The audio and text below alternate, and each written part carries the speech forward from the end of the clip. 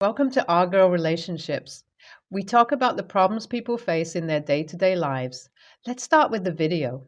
My 17-year-old daughter started dating the guy who cheated on her elder sister. Both me and my husband work corporate jobs, and it's hard for us to keep an eye on everything that our kids do. We trusted them to be good and trusted in ourselves that we raised them right. So the shock when she brought him home was unbelievable. My elder daughter, Ria, started dating this guy back in high school when she was 16. I still remember clearly the day I found her crying because that bastard cheated on her. As if cheating wasn't enough, the girl he cheated with was one of my daughter's friends that have been to my house a few times. My husband and I watched as our daughter struggled with self-esteem, and we had to constantly keep reassuring her how beautiful and good she is. I was relieved when she started going out and bringing her friends around the house after a month, and by the time she was ready to go to college, she was over that guy and had learned her lessons. I was helpless because I couldn't do anything in that situation except provide her mental support. I knew she had to go through bad experiences to understand the good ones. My husband did have a talk with the guy, but there was nothing more we could do. That was about 2 years ago, and then my younger daughter started dating. I did figure it out early on and tried to be patient until she was ready to introduce her boyfriend. But about a month in, my patience started running thin, and I asked her head on if she's seeing someone. She admitted that she's recently reunited with a guy she used to know and they hit it off, but she said she is still trying to figure out if it's anything serious and would only introduce us once she's sure. I was really curious about this person, but I settled on giving her her space. I didn't want to alienate her by pressuring her into doing something she isn't ready for. About 3 months after that, Layla told us that she has planned to introduce us to her boyfriend because she's soon to leave for college and wants to continue dating this guy. She said she's serious about him and would like us to support her decisions and keep an open mind. As soon as she asked us to keep an open mind, I was suspicious and wasn't really looking forward to meeting the guy who was sure to be a disappointment. What I didn't expect was the guy to be my elder daughter's ex. So it turns out that Layla ran into him when he was back in town after dropping out of college. He decided to enlist in the military and was home for a few months. They started talking, and pretty soon they were dating. Layla said that she hated him too for what he did to her sister, but it wasn't his fault completely. She said that their relationship is different, and I almost laughed out loud because I always used to make fun of girls who were dumb enough to fall for frat boys, but it turns out my daughter is one of those girls. I tried to calm myself down while my husband talked to her and tried to make her see how stupid her decisions were. Even if by some miracle we were to believe the guy is a changed man, she still shouldn't have forgiven him for cheating on her sister. It was a whole mess, and we kept trying to talk to her for weeks. I tried everything from grounding her to threatening to cut off her internet, but she didn't listen to us. She fought back for that cheater and even said if we force her, she's going to choose him over us. That was my last straw. She was threatening us by thinking we'd be too soft because she's our child, but she forgot about Ria. I decided there's no turning back from that point on, and if she's so desperate to learn her lessons the hard way, we should leave her on her own. So I talked with my husband. We decided to let her try and survive so she understands how easy she had it for life, and that guy wouldn't bat an eye before leaving her for another girl. I told Layla one last time to break it off, but she started arguing again, so I told her to leave our house because she isn't welcome here. She was an adult, and if she thinks she knows the best for her, then she should try and survive on her own. I also told her that her college fees were already paid, but we wouldn't pay for her dorm, and she can ask that boyfriend of hers. Of course, she didn't leave quietly and threw a fit. She started blaming us for being horrible parents and not understanding her. She called us out for loving her sister more and said we have always been partial to her. Eventually, she packed her bags and left, saying we'd regret kicking her out. And guess what? Today, 4 months later, she came back to my door asking for help. She said that she was living with her boyfriend and he promised he'd help her out so she should focus on college and her studies. She did look for a part-time job, but it was nowhere near enough to pay for rent. It was going well until he finally left for the military, and just before leaving, he broke up with her, saying it was not working out for him. And to make it worse, he broke it off over a text. He even told her that she should move out because he hasn't paid the rent for the next month and told the owner he was moving out permanently. I guess they didn't sign a lease and it was an illegal subletting. Either way, she was crying and asking me for help, but I told her she isn't allowed back in my house. She really thought we were kidding when we said that guy is a walking red flag, and she was ready to leave it all at the drop of a hat for that bastard. Now that she has finally come to know the reality of what a joke her relationship was, she should really try and survive out there on her own to drive home the point of prioritizing family over outsiders. Am I being an a-hole here, or does she deserve this after what she did? Shouldn't she suffer for some time to really learn her lesson? I didn't know this, but apparently my husband was helping out my younger daughter after I refused to let her stay in my house. She went to him crying, and he melted at the first sight of tears on her face. This is the sole reason I took it upon myself to talk to these girls when it came to teaching them how the real world works. My husband is too soft for his baby girls and would do anything to make them comfortable and happy. So, of course, when Layla asked him for help, he immediately offered to pay for her rent. He's been doing this for a while and even gives her a small allowance. If I hadn't messed up the budget for last month, I wouldn't have ever found out about this. I had to check bank records because I couldn't figure out where the missing $1,300 went. It wasn't a small amount that I could chalk up to spare spending. Anyway, I saw the transfers and confronted my husband. We had a fight about this. He said he will keep helping his daughter because she's already learned her lessons and is trying to do better in life. I couldn't believe I had to teach him how that's exactly the problem, because if she doesn't learn how to be completely independent, she'd keep making mistakes and relying on others. Now we're not talking, and this keeps getting messier and messier. I found out a few days ago that Layla is pregnant. As if it wasn't enough that she ran with that guy and chose him over us, she was stupid enough not to be careful, and here we are suffering the consequences of her actions. It was actually my elder daughter, Ria, who told me as Layla called her for help. I don't know if this is all a sick joke, but I cannot believe the two of them can be so different. I called Layla as soon as I found out because no matter how much I wanted her to suffer, a baby is something serious and she needs to know what she's getting into. I called her home and told her she'll be staying with us until she figures out what she was going to do with the baby. If it was my choice, I would go for putting him up for adoption, but I can't make this choice for her. As a mother, she has to make this choice, and all I can do is counsel her and make sure she's healthy. Of course, the father is that bastard. She's been pregnant for 8 weeks and she didn't even notice missing her menstrual timing. If it wasn't for the baby bump, she might have never noticed. My husband is furious with her and hasn't spoken a single word since he found out. I'm conflicted between taking care of her so both she and the baby are safe and being furious because none of this would have happened if she listened to us from the start.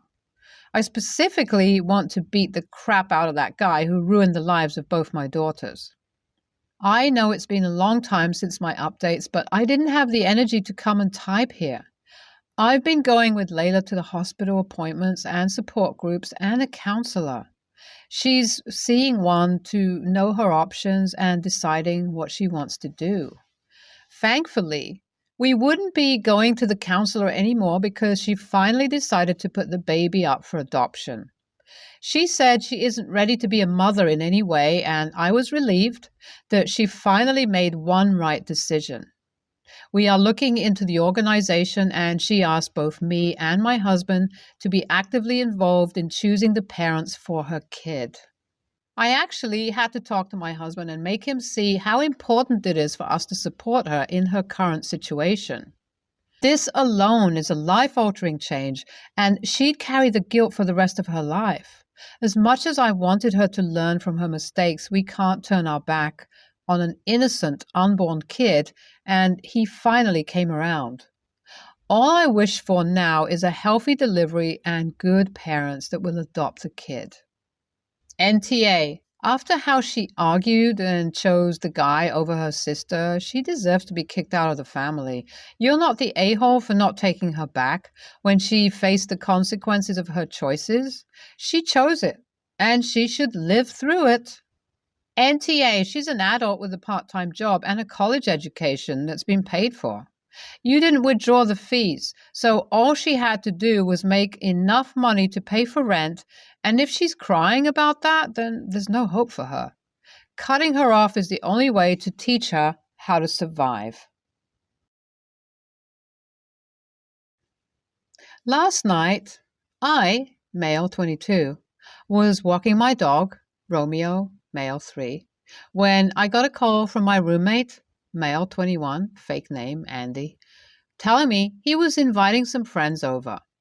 Fine with me. He called first to warn me, and I used to work with 2 of those friends at one point. Those 2 will be called Brian and Zach. He also invited another guy, Cedric, and C's girlfriend came along. First time meeting Cedric, but saw him a few times at parties and didn't care for him. Long story, not relevant. Romeo is a big dog, but can sometimes be scared around men. When I arrived at the door, Romeo immediately barked at the sight of Jack, Brian, and Cedric. Then Cedric made the first comment that rubbed me wrong. He asked, "Yo, what's wrong with your dog? Why is he being a bitch?" I looked at him kind of surprised he called my dog a bitch, especially when I didn't even introduce myself yet. During the evening, Romeo was going around trying to get everyone's attention, usual, except he was avoiding Cedric, very unusual. A little later in the evening, we were smoking on my balcony, sitting in a circle, passing it around, with the dog outside of the circle, just doing his doggy things. I hear the sound of a lighter flicking, and I look towards C, sitting opposite me. He has his left hand outside the circle, and my dog is right by his hand, trying to smell him. I stood up and asked if he just ignited the lighter in my dog's face. He started saying things like, "Chill out, man. It wasn't even touching him. Trust me. I've had dogs for years. He's a big boy. He can take it." Each time I answered something like, "Yeah, but no. Still, don't do that. Just no." I continued denying any excuses he had because it didn't matter to me, and it got a little awkward around the balcony. I get that my dog is big and barked at him in the beginning, but still. Use some common sense. A flame near a dog full of fur is never a good idea. To calm me down, Andy said something like, "We all do stupid shit when we're high," and I really disagreed with that. I told Andy, "We both smoke regularly. Did we ever do shit to Romeo?" "No, 'cause we're not morons." Calling him a moron was out of line, and he stood up with a ready-to-fight stance. I told C to get out immediately. He started arguing, but I went to wake up his girlfriend and told both of them to get out of my home. C got out, whining it was unfair, and Zach and Brian stayed a little bit. I immediately told Andy that I don't want C ever coming here again, that he acted like an idiot, and that weed does not excuse bad behavior with animals. A agreed that C did something stupid with the lighter, but thought I overreacted by kicking him out while calling him a moron. Z has a pet too, and agreed with me, saying that if anybody did this to his cat, he would have lost it. Brian didn't voice his opinion. I shouldn't have insulted him, it's not in my nature, but he crossed the line with my dog, and I took it personally. Romeo is my only responsibility, and I can't tolerate anything negative done to my pet.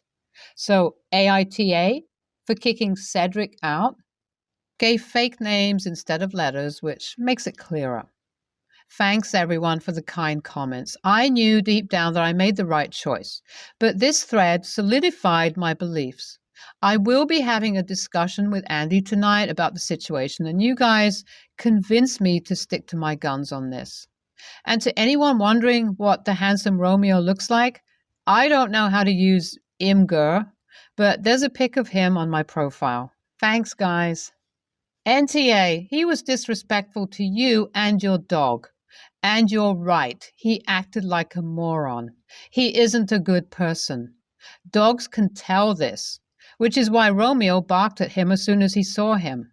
You were right to kick him out, and you were right to let your friend know that he's never invited back. NTA, every single dog I know barks at strangers coming into their home until they're able to smell, assess who they are, if they're a threat, etc. He's just a dog.